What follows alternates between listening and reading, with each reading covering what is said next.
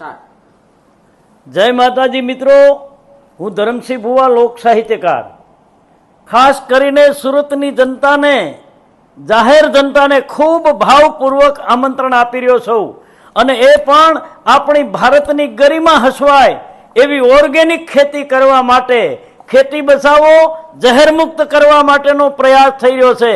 અને તમામ પ્રણેતાઓ એમ કહેવાય છે કે સુરતની માલિપા તો જાજરમાન મહેમાનો પણ આવી રહ્યા છે, પણ એવા મહેમાન આવવાના છે કે હું તમે એ મહેમાનની સરાહના વાટ જોઈ રહ્યા છીએ. તો આ મહેમાનો છે કચ્છમાંથી વેલજીભાઈ પધારવાના છે, વેલજીભાઈ બુડિયા, તેમજ મેઘજીભાઈ, અને તેમજ ખૂબ જ મોટું નામ છે એવા ગોપાલભાઈ સુતરિયા.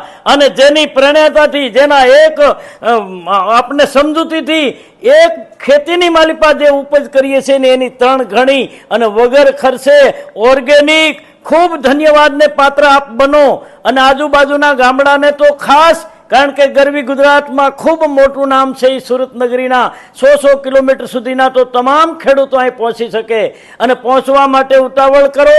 અને જેનું એડ્રેસ છે કે આપણે હરિકૃષ્ણ કેમ્પસ, સીમાડા ગામ, અને ત્યાં પધારો. તારીખ 24 થી તારીખ 27 સુધી, અને 4 દિવસ કન્ટિન્યુઅસ, અને 3 વાગ્યા દિવસના 3 વાગ્યાથી રાત્રિના 11 વાગ્યા સુધી ભરસક મેળો. મેળામાં પગ મૂકવાની જગ્યા ન રહે એવી, એમ કહેવાય, આબેહૂબ કીડિયારું ઉભરાણું છે. તમામ ગુજરાતને ગર્વ લે અને આપણું ઝેર મુક્ત ભારત કરવા માટે પ્રયાસ થઈ રહ્યો છે. તો પધારો, દોડો દોડો. આમ જો મિત્રો, આજ રહી ગયા તો એ વખતને માથે પછી કહેતા નહીં અમે રહી ગયા છીએ. એ બીજી વાર મોકો મળે કે ન મળે, ખેડૂત જાગો, પધારો પધારો સુરતના મેળામાં.